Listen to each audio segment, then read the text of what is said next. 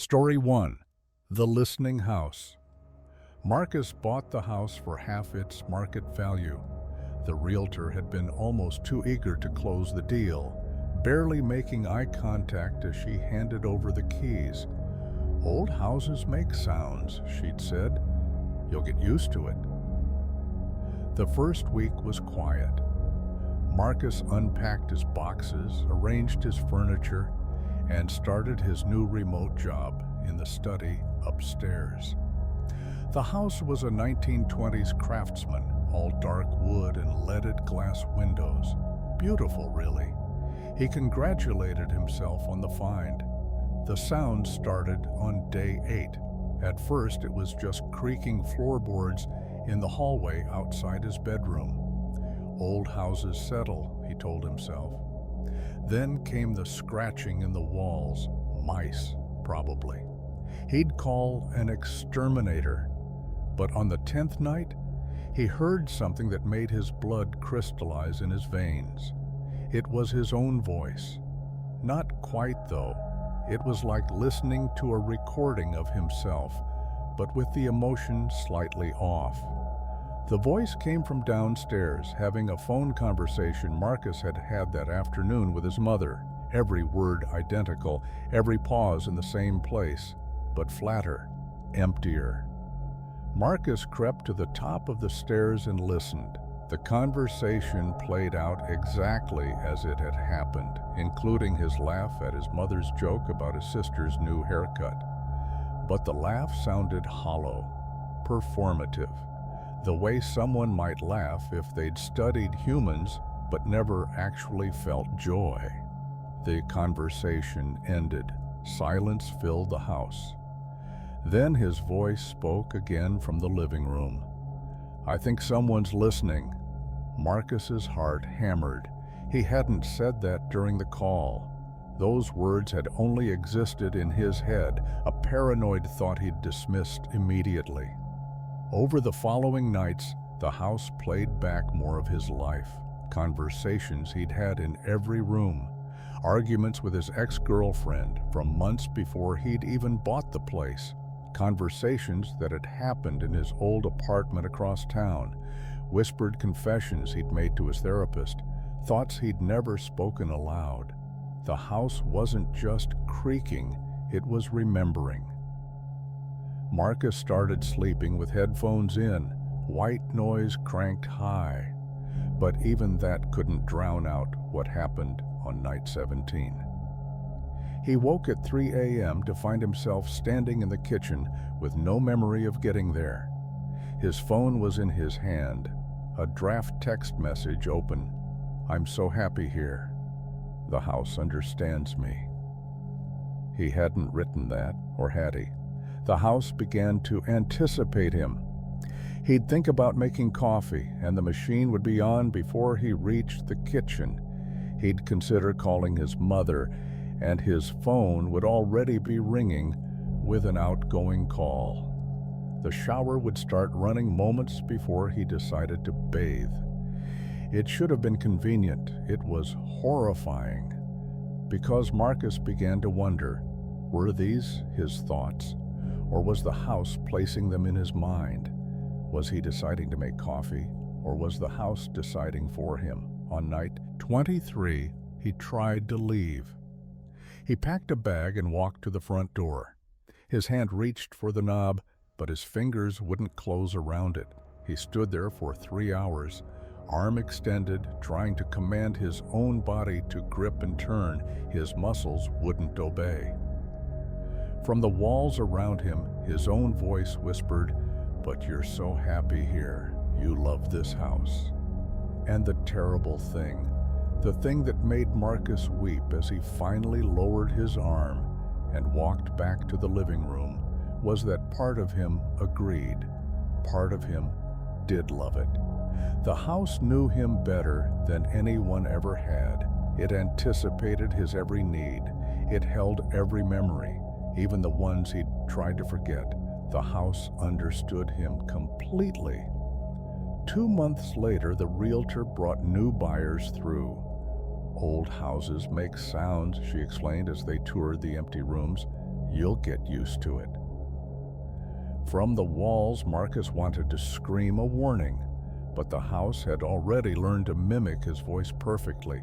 When he tried to speak, all that emerged was, "I'm so happy here. You'll love this place." And he realized he couldn't remember what his real voice had sounded like anymore. Story 2. The Exit Interview. The email arrived at 11:47 p.m. "Your exit interview has been scheduled for 3 o'clock a.m. Attendance is mandatory." Janine stared at her phone, confused.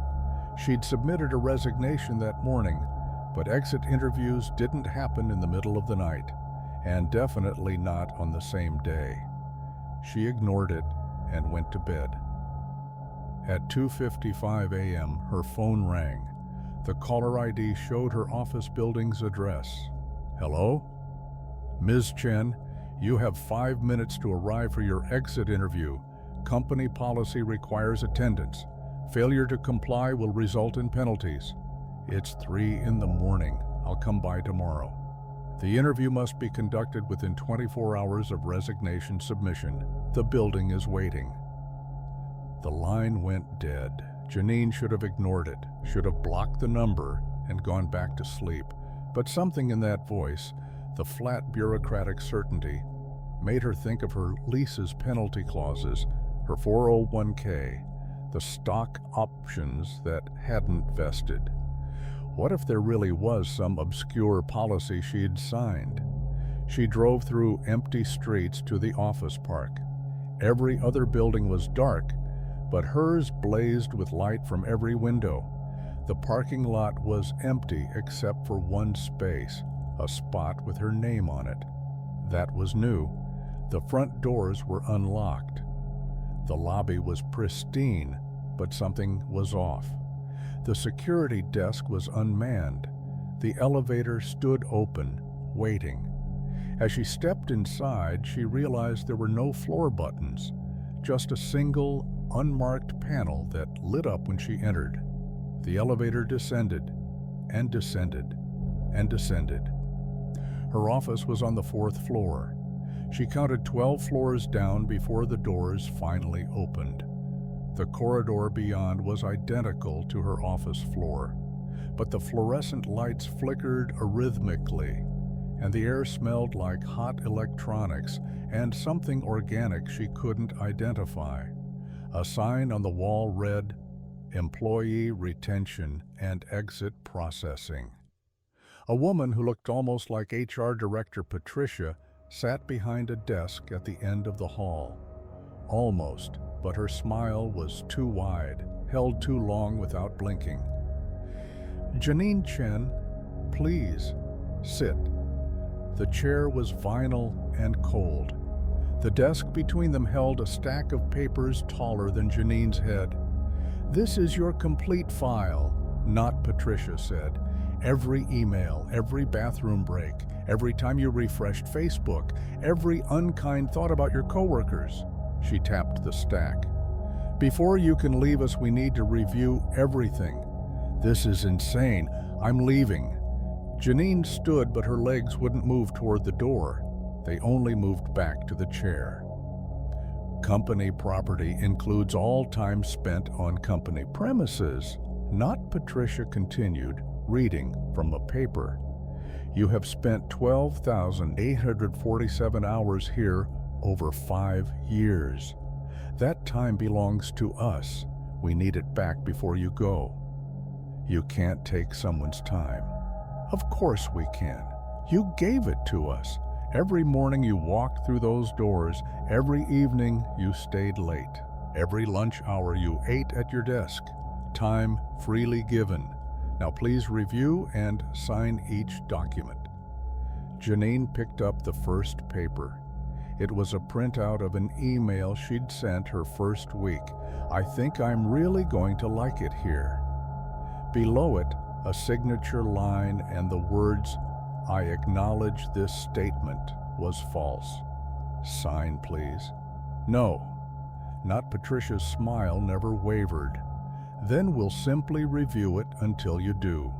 The paper wouldn't leave Janine's hands. She held it for what felt like hours, the words blurring, her arms aching.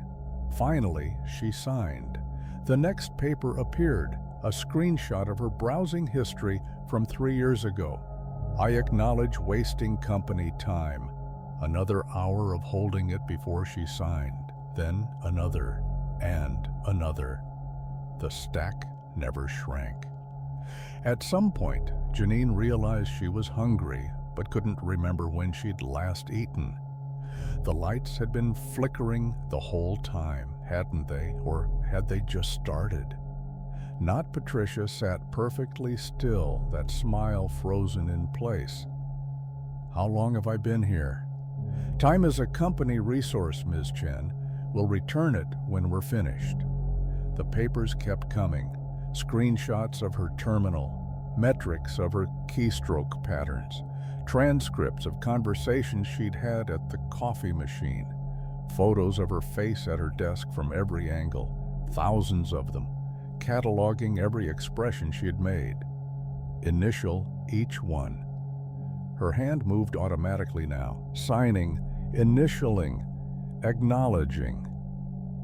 The pen never ran out of ink. Her hand never cramped, though it should have. She was so thirsty, but there was no water. "What happens after I finish?" "Then you'll be free to go, after you submit your final form."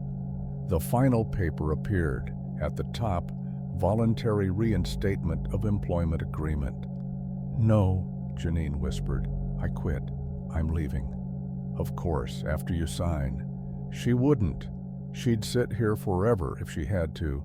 She would not sign that paper. But her hand moved. The pen touched paper. And Janine realized with creeping horror that she couldn't remember deciding to sign. She just was signing. Her hand moved in familiar patterns, her signature flowing across the line. "Excellent. Welcome back, Ms. Chen. Your shift starts in 5 minutes. Please report to your desk." The elevator ascended. The doors opened to her floor. Dawn light streamed through the windows. Her co-workers walked past, coffee in hand, offering tired good mornings. Janine sat at her desk and opened her email. At the top of her inbox, "Your resignation has been declined. Attendance is mandatory." She clicked on her drafts folder. It was empty. There was no resignation letter. There never had been. Had there? Her fingers moved across the keyboard, beginning her daily reports. And somewhere deep in the building, 12 floors down, not Patricia added a fresh paper to an impossibly tall stack and smiled that too wide smile. The office always got its time back eventually. Story 3. The passenger. The first time Yuki saw the passenger, she thought it was her reflection in the train window. Then her reflection smiled while Yuki's face remained neutral. It was 11:30 p.m. on the last train home, the same route she had taken for 8 years. The car was empty except for her. She blinked hard, looked again. Just her reflection now, mirroring her movements perfectly, too much over time. She needed sleep. But the next night, the passenger was back, sitting in the reflection of the seat beside her, even though the actual seat was empty. The passenger looked almost exactly like Yuki. Same hair, same tired eyes, same work bag. But the passenger's clothes were slightly different. The collar buttoned one button higher, the watch on the opposite wrist. The passenger turned and looked directly at Yuki, not at the reflection, but at her real self, and mouthed, "Help me." Yuki jerked away from the window, her heart racing. When she looked back, the reflection was normal again. Sleep deprivation, she decided. Maybe carbon monoxide in her apartment. She'd opened the windows when she got home. On the third night, the passenger was standing in the aisle, still visible only in the window's reflection, still wearing Yuki's face. But now she was holding something, a phone, displaying a text message. Yuki squinted, trying to read it. "Don't get off at your stop." The train announced Yuki Station. She stood automatically, 8 years of routine moving her body without conscious thought. Behind her reflection, the passenger shook her head frantically, pointing at the phone again. "Please, don't get off." Yuki sat back down. Her stop came and went. She'd walk back from the next station, add 15 minutes to her commute, but something in the passenger's desperate expression kept her seated. At the next stop, emergency sirens wailed outside. Through the window, the real window, not the reflection, Yuki saw police lights, ambulances. A crowd gathered on the platform she normally used. A conductor's voice crackled over the speaker. "Due to an incident at Shinjuku Station, we apologize for delays. A woman was pushed onto the tracks at 11:42 p.m. Services are suspended." 11:42. The exact time Yuki's train usually arrived. She looked at the window. The passenger was crying, her reflected tears rolling upward instead of down. Over the following weeks, Yuki began to see the passenger outside the train, in shop windows, in her bathroom mirror, in the black screen of her turned-off television, always in reflections, never in reality. The passenger would appear and hold up her phone, showing Yuki warnings: "Don't take the elevator. Skip lunch today. Call your mother." Yuki followed every instruction. The elevator cable snapped later that day. The restaurant she usually visited had a gas leak. Her mother had fallen and needed help. The passenger was saving her life. Again and again. But Yuki began to notice something. Each time the passenger appeared, she looked a little more solid, a little more real. And Yuki felt a little more tired, a little more translucent. She'd catch her own reflection and have to look twice to confirm it was there. One night, the passenger appeared in her bedroom mirror while Yuki was getting ready for bed. They stared at each other, identical faces, separated by glass. The passenger held up her phone. "I'm sorry." "For what?" Yuki whispered. "For what I have to do to stay alive." And Yuki understood. They weren't two different people. The passenger wasn't protecting her. The passenger was replacing her. Every averted death, every close call was supposed to be Yuki's exit, but the passenger kept intervening, kept pulling Yuki back, because every additional day Yuki lived was another day the passenger could steal. The passenger was the version of Yuki from the reflection world, and she was crossing over, one prevented death at a time. "What happens when you fully cross over?" Yuki asked. The passenger's expression was genuinely apologetic. She held up her phone one more time. "Then you become the reflection." Yuki looked down at her hands.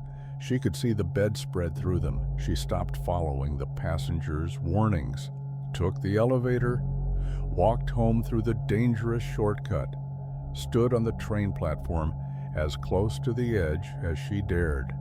But nothing happened. Every danger dissolved at the last second.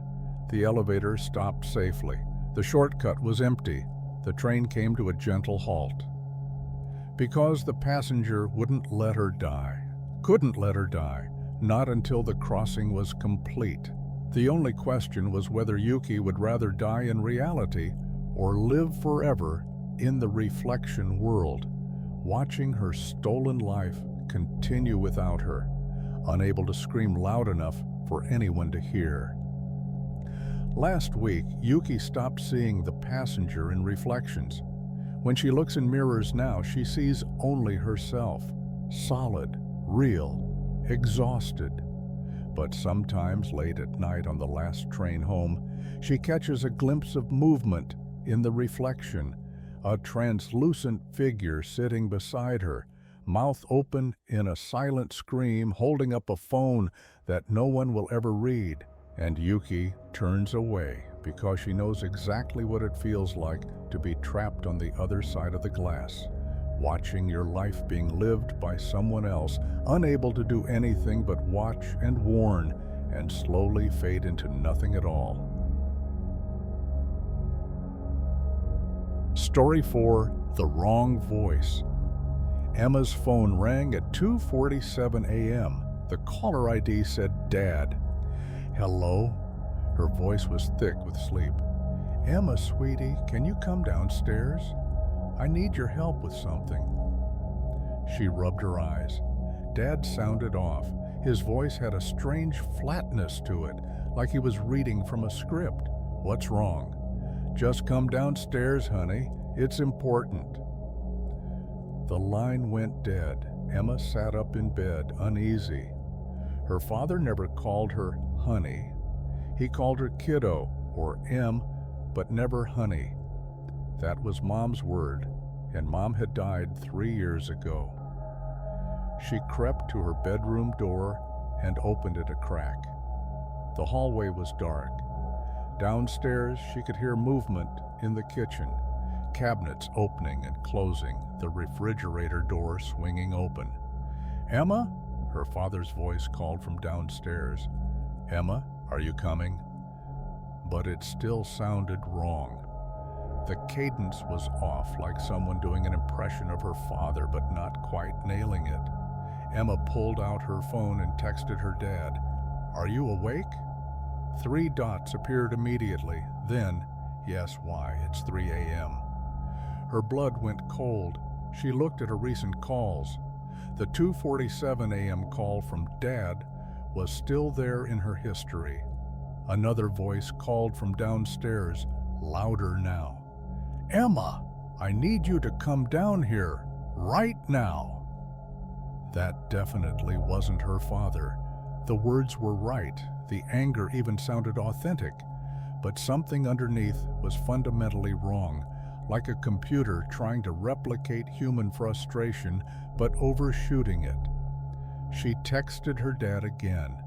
Don't come upstairs. Something's in the house. Her bedroom door, which she'd left open just a crack, slowly began to swing wider. I can hear you texting up there, Emma.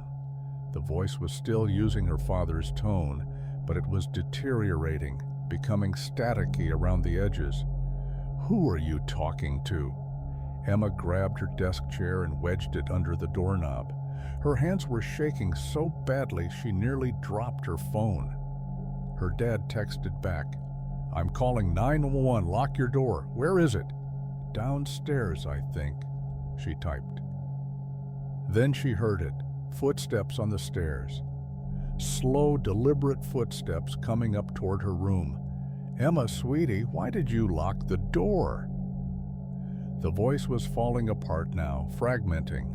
Parts of it sounded like her father, but other parts sounded like her mother.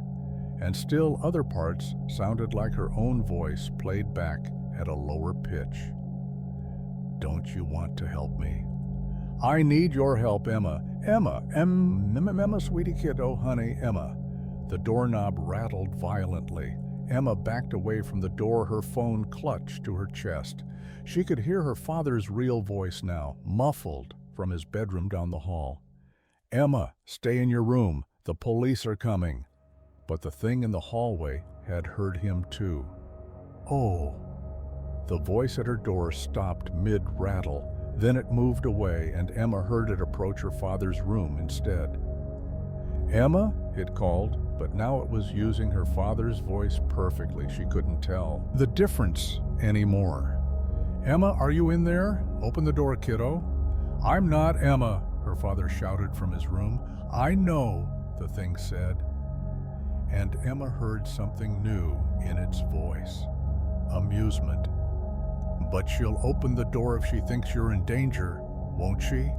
Emma's father screamed. The sound was wrong, too long, too high-pitched, ending in a gurgle that made Emma's stomach turn. Then silence. "Emma?" The voice was back at her door, but now it sounded exactly like her father in pain. "Emma, please, it's hurting me. Please, open the door. Please, kiddo. I need you." She wanted to. Every instinct screamed at her to throw open the door and help her father, but that wasn't her father. Her father was silent now, wasn't he?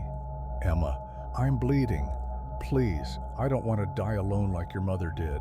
Emma's hand reached for the doorknob before she could stop herself. That was a detail only her father would know. Her mother had died alone in a hospital while Emma and her father were stuck in traffic, racing to get there in time. Her fingers touched the cold metal. "That's it, sweetie. Just turn the knob. I'm right here. I'm hurt, but I'm here." She began to turn it. Then her phone buzzed. A text from her father. "I'm hiding in the closet. Don't open any doors. That thing is still in the hallway."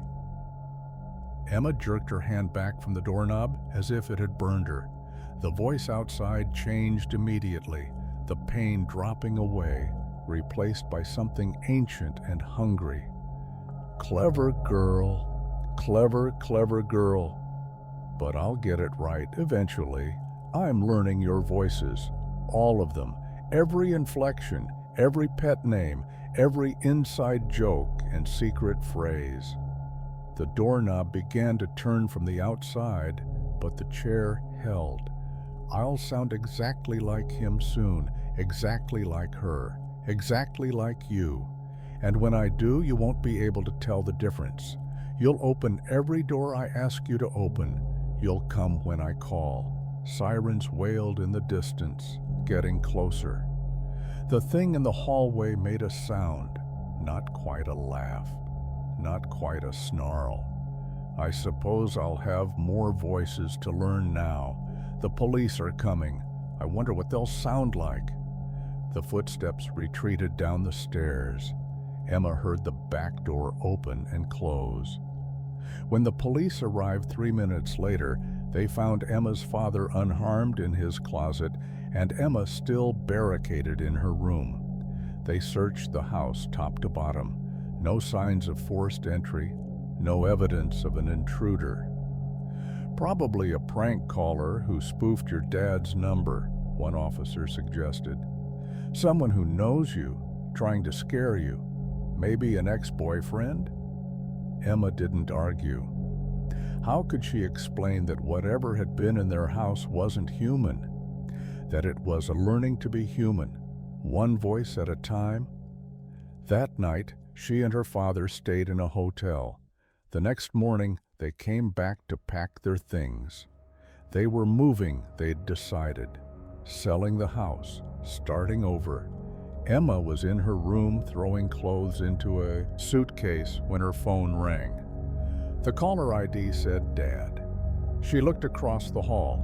Her father was in his room, packing, his phone sitting on his dresser. She could see it from where she stood. She answered the call. "Hello, Emma." It was her father's voice, perfect now, indistinguishable from the real thing. "I just wanted to say goodbye, for now. I know you're leaving, but that's okay. I can wait. I'm very patient, and I'm getting so much better at sounding like the people you love." "What are you?" Emma whispered. "I'm whatever you need me to be, kiddo. I'm Mom when you miss her. I'm Dad when you need help. I'm your best friend when you're lonely. I'm the voice that makes you feel safe enough to open the door." "What do you want?" The thing was quiet for a moment. When it spoke again, it used her mother's voice. Perfect, warm exactly as Emma remembered it. "I want you to let me in, sweetheart. That's all I've ever wanted. And someday when you're tired or scared or just not thinking clearly, you will. Everyone does eventually." The line went dead. Emma deleted the call from her history and finished packing. She never told her father about that last conversation. What would be the point? Because now, every time her phone rings, every time someone calls her name, every time a voice sounds even slightly off, she has to wonder, is this real or is it learning? Is this the person I love or is it the thing that's learning to sound exactly like them? The worst part is knowing that someday, maybe tomorrow, maybe years from now, she'll make a mistake. She'll be tired or distracted or desperate enough to believe, and she'll open the door, and by then the thing's voice will be so perfect that she'll never know she made the wrong choice until it's far, far too late. Story 5, Knock Knock. The game started as a joke at Mia's 9th birthday party. 6 kids sitting in a circle in the basement, flashlights pointed at their faces. "You have to play it at exactly midnight," Josh said, his voice dropping to a dramatic whisper. "You knock on the wall 3 times and say, 'Who's there?' And if something knocks back, you have to let it in." The other kids giggled nervously. Mia's older sister, Casey, rolled her eyes from the stairs. "That's the dumbest thing I've ever heard." But that night, after the party ended and everyone went home, Casey lay in bed thinking about the game. She was 16, too old for kid stuff, but something about it nagged at her. The specificity of it. Knock 3 times. Exactly midnight. Let it in. At 11:58, she got out of bed.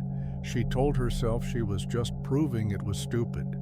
She'd knock, nothing would happen, and she'd go back to sleep feeling superior. At exactly midnight, she knocked 3 times on her bedroom wall. "Who's there?" she whispered, feeling ridiculous.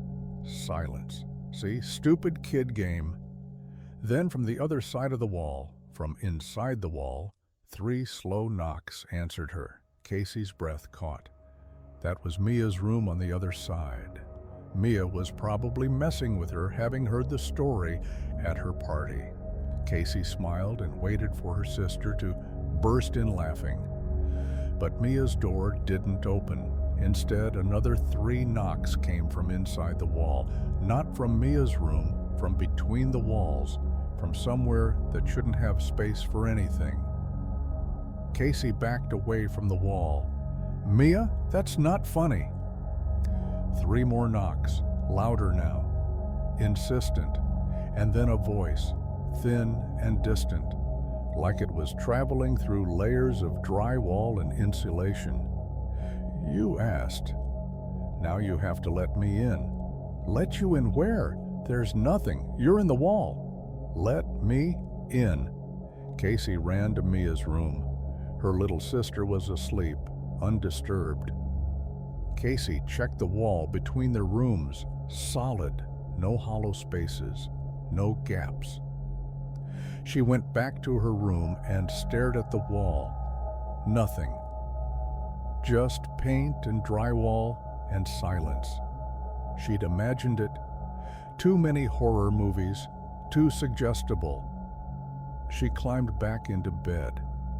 At 12:03 a.m., the knocking started again.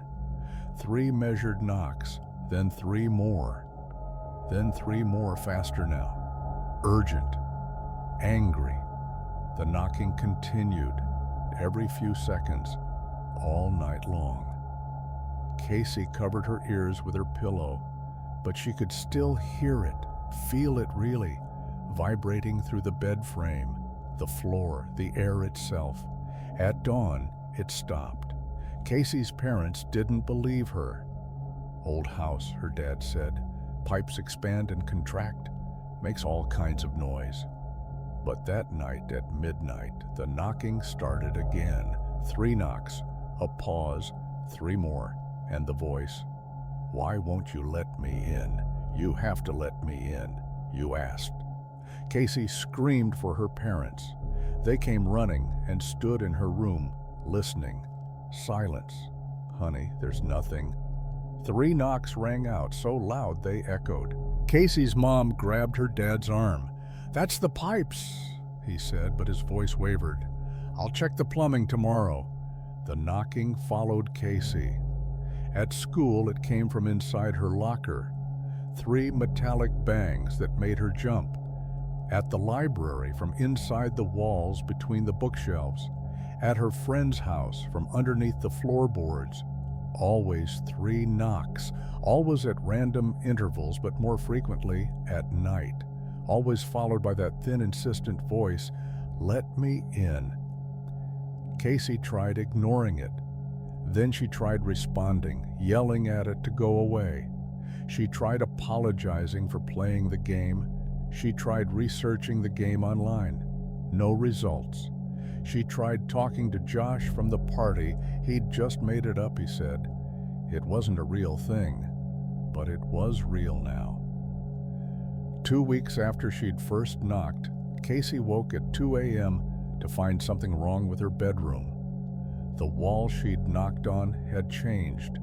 There was a door there now, not a regular door, a door-shaped darkness, like the wall had decided to become an opening without actually opening. She could see into it, or rather, she couldn't see into it. It was pure black, absorbing light rather than reflecting it.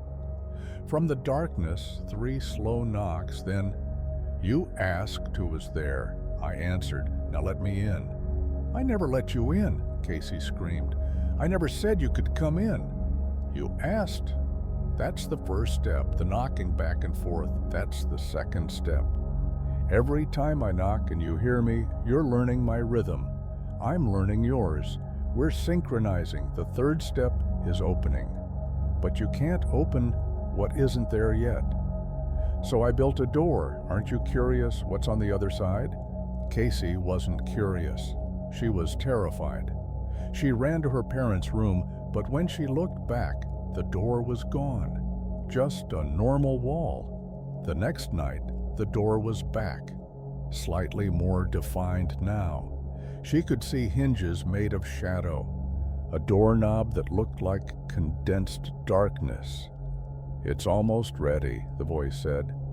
"Soon you'll be able to open it. Soon you'll let me in." "I won't. I'll never open it." "You will. Everyone does eventually. You're human. Curiosity is in your nature, and I've been knocking for so long now. The pattern is in your head. You hear it even when I'm silent. You dream in 3s. Knock, knock, knock, knock, knock, knock. Soon you won't be able to resist matching my rhythm. And when you knock back 3 times from your side, while I knock 3 times from my side, at the exact same moment." The voice trailed off into something that might have been laughter. Casey tried sleeping in other rooms. The door followed. It appeared on whatever wall was nearest, growing more solid each night. The doorknob gained detail. She could see wood grain in it now, though it was still made of something that definitely wasn't wood. She tried staying awake, but on the 4th night of insomnia, she collapsed. And in her sleep, she dreamed. In the dream, she walked to the door, raised her hand, knocked 3 times. The door knocked back 3 times. She knocked again. It knocked again. Their rhythms synchronized perfectly, and she felt a horrible satisfaction, like scratching an itch that had been building for weeks. Her hand reached for the doorknob. She woke up screaming, her hand outstretched toward the wall. The door was there, more real than ever, and the doorknob was turning from the other side. "Almost," the voice whispered. "You almost did it. You're so close now. Just a little more synchronization, a little more rhythm. We're almost perfectly matched." Casey moved out, went to live with her aunt across town. But the door appeared in her new bedroom on the first night, and the knocking continued. Because it wasn't about the location, it was about the connection. She'd asked who was there, and something had answered, and now they were bound together in a rhythm that couldn't be broken until it was completed. Last week, Casey's aunt called her parents worried. Casey had been standing at her bedroom wall for 3 hours, hand raised, not moving, barely breathing. When they finally pulled her away, she fought them, screaming that she needed to finish the pattern, needed to complete the rhythm, needed to let it in. They took her to a hospital, put her in a quiet room with padded walls. But padded walls are still walls. And at midnight, on her first night there, from somewhere deep inside the padding, came 3 soft knocks. Casey smiled and knocked back 3 times. Knock, knock, knock. Knock, knock, knock. The rhythms matched perfectly. The door began to open, and whatever had been knocking all this time, whatever had been waiting with infinite patience for someone to learn its rhythm, finally stepped through. Story 6. The Wrong Number. Lena hadn't spoken to her grandmother in 2 weeks. She'd been meaning to call, but work had been demanding, life had been hectic, and the guilt had been building. When she finally picked up her phone on a Tuesday evening, she felt relief wash over her as she dialed the familiar number. The line connected after the usual international delay. Her grandmother lived in a small town overseas, and calls always took a moment to patch through. Lena waited through the silence, already preparing her apology for not calling sooner. "Hello?"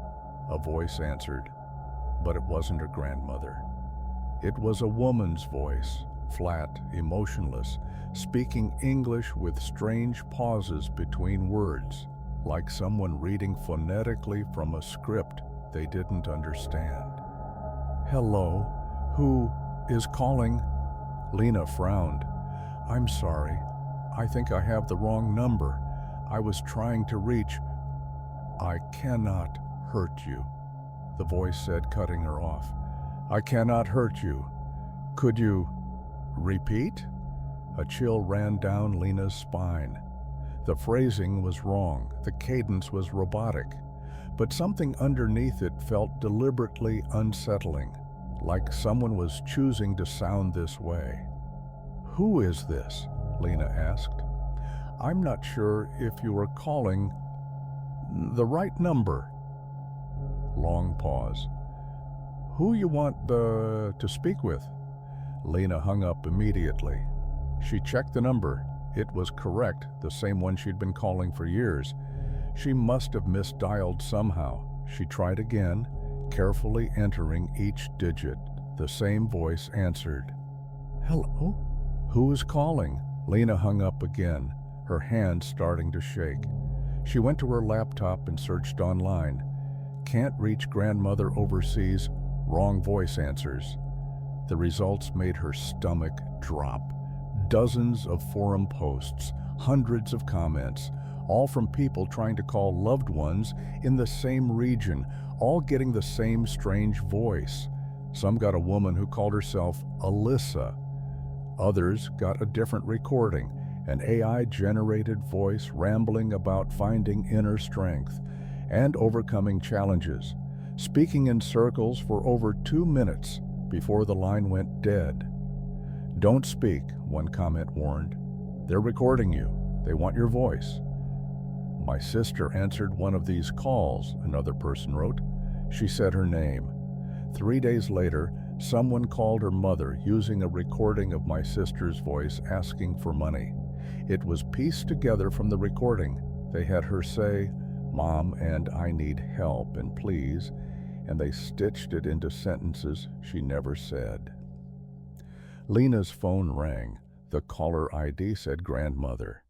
Her grandmother had never called her. She didn't know how to make international calls from her old rotary phone.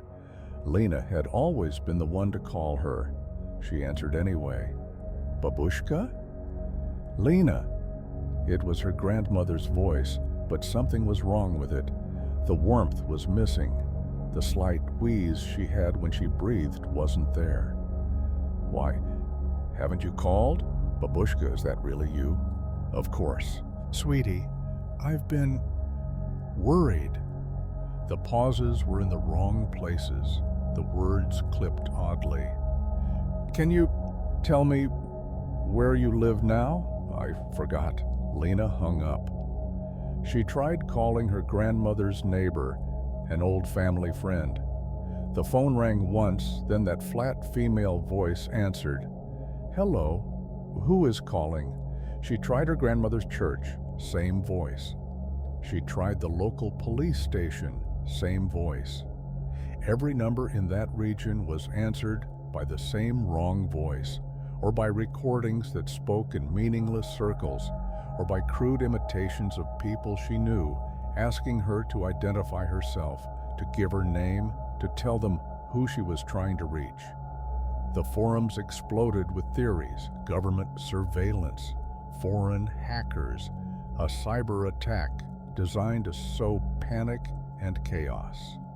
Some said it was psychological warfare, make people afraid to call their loved ones, isolate communities from each other, create paranoia and uncertainty. But the people actually living in the affected region had their own theory, shared in encrypted messages and whispered phone calls made through VPNs and satellite phones. The voices weren't trying to prevent communication. They were trying to learn it. Every question they asked, who is calling? Who do you want to speak with? Could you repeat? They were harvesting responses, collecting voices, learning names and relationships and speech patterns. Lena stopped trying to call. She sent messages through encrypted apps instead, hoping they'd get through. For 3 days, she heard nothing. On the 4th day, her phone rang. Caller ID. Mom? Her mother was sitting across from her at the dinner table. Lena showed her the phone. Her mother's face went pale. Don't answer it, her mother whispered. Lena answered it. Lena? It was her grandmother's voice, perfect now. All the warmth restored, the familiar wheeze present, even the slight accent on certain words exactly right. Oh, sweetheart, I'm so glad you called back. I've been so worried. How did you call me? Lena asked carefully. Mrs. Petrov helped me. She showed me how to use her phone. These new things are so confusing. Her grandmother laughed, and it was her real laugh, the one that made Lena's chest ache with homesickness. What did you have for breakfast this morning? Lena asked. A pause. Too long. Why do you ask such strange things? Are you feeling well? Just tell me what you ate. I had, the usual. You know what I always have. But Lena didn't know. She never asked about breakfast. She had no idea what her grandmother ate in the mornings. What's my father's name, Akat? Lena asked. Another pause. Lena, you're scaring me. Why are you asking me these things? Just tell me his name. Your father, you know I don't like to talk about him, not after what happened. Lena's throat tightened. Nothing had happened with her father. He was fine, healthy, living 2 towns over from her grandmother. They spoke every week. Where are you really calling from? Lena whispered. The voice on the phone changed, just slightly. The warmth drained out by a few degrees. I'm calling from home, sweetie. Where else would I be? I want to talk to my real grandmother. I am your grandmother. Why would you say such a hurtful thing? But the accent was slipping now. The wheeze was gone. It was becoming that flat, emotionless voice again, the mask cracking. Who is this? Lena demanded. Static filled the line. Then, underneath it, many voices speaking at once, all the voices that had been recorded, layered over each other, creating a horrible chorus. Who is calling? Who is calling who? Do you want to speak with? I cannot hurt you. I cannot hurt you. Who is this? I'm your grandmother. I'm your mother. I'm your friend. I'm everyone you've ever loved, and we're learning. We're learning. We're getting so much better. Lena threw her phone across the room. That night, she finally got a message through the encrypted app. Her grandmother was alive. She was safe. She hadn't called anyone. The phone lines in her entire region had been compromised for weeks, all routing through something that was collecting voices, learning inflections, building a database of how people spoke to each other. "Don't give them your voice," her grandmother's message said. "Don't tell them who you are. They're using what they record to call other people. They called your Aunt Mira yesterday and told her I was in hospital. Used my voice. She almost sent money. Stay silent if they answer, please." For 2 months, Lena communicated with her grandmother only through text. The wrong voices continued to answer the phones in that region. People reported getting calls from dead relatives, from ex-boyfriends who'd moved away years ago, from children who were sitting in the next room. The voices were getting better, more human, more convincing, and they were spreading, first to neighboring regions, then to adjacent countries, then further. Last week, Lena's phone rang at 3 a.m. Caller ID. Lena, her own name. Calling from her own number. She didn't answer, but her voicemail caught something. A recording of her own voice, speaking words she'd never said. "This is Lena. I need help. Something is wrong. Please call me back, please. I'm scared. I don't know what's happening. Call me. Please call me." The message repeated 3 times before the voicemail cut off. Lena deleted it, but she knows others heard it too. Her mother texted her that morning, frantic. "Are you okay? You left me a voicemail saying you needed help." Her boss called, "Got your message. What's the emergency?" Her best friend, "Your voicemail sounded so strange. Are you in trouble?" Lena hadn't left any voicemails, but something wearing her voice was calling everyone she knew, learning how they responded to her, collecting for their voices too. And somewhere, in a database growing larger every day, something was learning how to be everyone, how to sound like anyone, how to call you with the voice of someone you trust and ask you questions, collect your responses, and add your voice to the chorus. The forums have a new warning now. If someone calls you, even if it sounds exactly like someone you know, especially if it sounds exactly like someone you know, ask them something only they would know, something specific, something real. Because the voices are getting perfect now, and soon we won't be able to tell the difference at all. And by then, the wrong voice won't be the one on the phone. The wrong voice will be the one you trust. Title: The Light Beyond the Window. It starts as a curiosity, a light faint and flickering, seen just past the horizon in the dead hours of night. You first notice it from your bedroom window, a distant glow, unlike any street lamp or neon sign. It pulses irregularly, as if breathing, too far away to identify, yet insistent enough to draw your gaze. At first you dismiss it, perhaps an unusual reflection, a plane, a flicker of the city's gaslights. But the light does not move with the wind or the clouds. It hovers, constant and impossible, always there when you wake at night, sometimes brighter, sometimes dimmer, yet always perfectly aligned with the horizon, almost as if it is waiting for you to notice. Sleep becomes uneasy. You wake repeatedly to check the window. The light below is there, humming softly in your vision. When you close your eyes, you see it behind your eyelids, faint but unmistakable. A presence you cannot touch, yet cannot ignore. You begin to record it, taking pictures with your phone, using a telescope borrowed from a friend. But the images are blank, your recordings filled with static. The light exists only for you. You start to speak about it, casually at first, to friends, colleagues, anyone who will listen. They shake their heads, confused, insisting it is nothing. Yet your own reflection in the mirror seems altered, the corner of your eye catching movement that isn't there. The light begins to change. It flickers with a rhythm you cannot name, shifting shape so subtle you almost doubt yourself. You notice a faint distortion of the air around it, like heat waves on asphalt, yet colder, darker. At times you see a figure moving within it, a shadow that is impossibly tall, impossibly thin, sliding slowly across the luminescence as if pacing.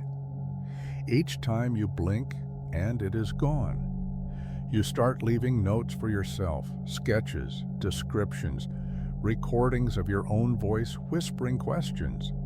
The questions are always the same. What are you? Why are you here? Do you see me? At night, the light seems to answer in a way you cannot decipher. It pulses faster now, quicker, almost like laughter, though no sound reaches you. Days blur. Your sense of time frays. You lose track of hours, even minutes, always returning to the window, to the light. Meals go cold. Showers are skipped.